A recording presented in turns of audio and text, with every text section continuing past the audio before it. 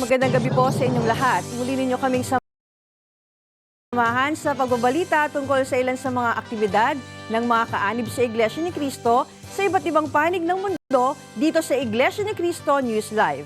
Ako po si kapatid na Olivia Nagit. Mapapanood din po ninyo ang programang ito via Facebook at YouTube sa INC News and Updates. Makakasama rin po natin ngayon gabi si kapatid na Sean Campbell mula sa kanyang home studio para sa ilan sa mga balita sa ibayong dagat. Good evening, Brother Sean. Good evening po, Sister Olive. Narito ang headlines ngayong Huwebes ng gabi, Abril 11, 2024. Evangelical mission sa mga distrito ng Batangas, Batac City, Ilocos Norte at Washington State, buong kasigrahang ipinag-imbita ng mga kapatid. Mga nakatapos sa proseso ng pag-anib sa Iglesia ni Cristo sa distrito ng Italy South, sabik na tumanggap ng banal na bautismo. Tangi pagtitipon at panunumpa ng mga bagong may tungkulin sa distrito ng Cagayan South, nagdulot ng biyayang espiritual sa mga kapatid. At mga kaanib sa Iglesia ni Cristo sa Spain, bukas palad na nagkaloob ng tulong sa pamamagitan ng INC Giving Project. Ang lahat ng yan sa pagbabalik ng Iglesia ni Cristo News Live.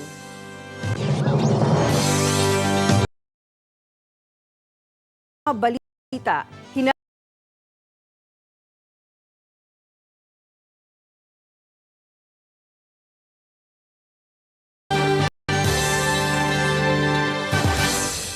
para sa mga detalye ng ating mga balita, hinahangad ng mga kaanib sa Iglesia ni Cristo na mas maraming tao ang makaunawa sa wastong paraan ng paglilingkod sa Panginoong Diyos.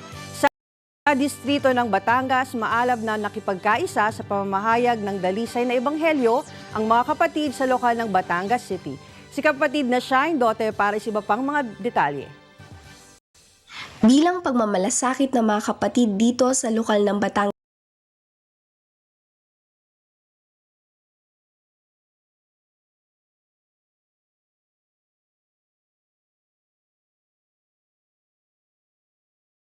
News Network.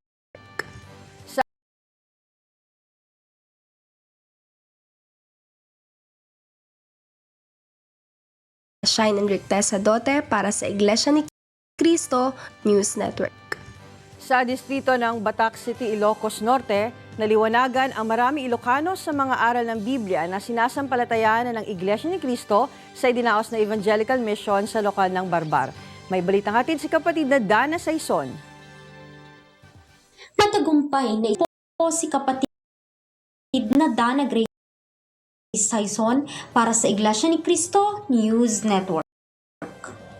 Sa pagnanais din na makasama sa loob ng Iglesia ni Cristo ang kanilang mga kaibigan at mga mahal sa buhay, masiglang ipinag-anyayan ng mga kapatid sa distrito ng Bogo City, Cebu ang ginanap na evangelical mission sa San Remigio Sports Complex. May report si kapatid na Quindel Boktok.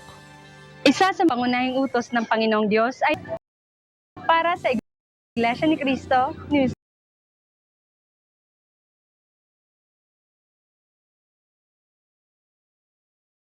Cebu. Ako po si kapatid na Quindel Boktok para sa Iglesia ni Cristo News Network. Samantala, sunod po nating matutunghayan ang conversion story ni kapatid na Alejandro Libot na ibabahagi sa atin ni kapatid na Jemima Hamito. Karamihan sa mga tao ay may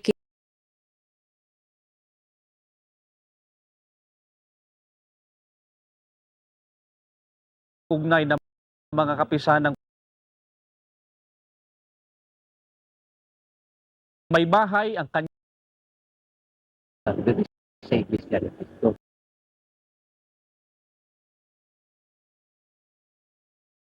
po ang kapatid na Jemima Hamito para sa Iglesia ni Cristo News Network. Sa iba pang balita, buong kasabigang dinaluhan ng mga may tungkulin sa distrito ng Iloilo South ang isang tanging pagtitipon sa lokal ng Iloilo City. Idinaos din sa banal na okasyon ang panunumpa ng mga bagong may tungkulin. Si kapatid na Jasmine Relasiva ang magbabalita. Isang tanging pagtitipon ang isinid na Jasmine Relasiva para sa Iglesia ni Cristo News Network. Sa distrito ng Cagayan South, nagkaloob ng biyayang espiritual sa mga dati na at bagong may tungkulin ang ginanap na tanging pagtitipon sa lokal ng Tuguegarao City. Narito ang report ni kapatid na June Miranda.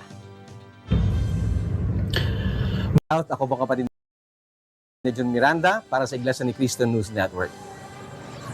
Sa aming pagbabalik, makakasama natin si kapatid na Sean Campbell para sa ilan sa mga balita sa Ibayong Dagat. Susunod sa Iglesia ni Cristo News Network. Mula po sa Cagayan South, ako po kapatid ni June Miranda para sa Iglesia ni Cristo News Network. Sa aming pagbabalik, makakasama natin si kapatid na Sean Campbell para sa ilan sa mga balita sa Ibayong Dagat. Susunod sa Iglesia ni Cristo News Live, ang pagbabautismo sa distrito ng Italy South at ang Evangelical Mission sa distrito ng Washington State.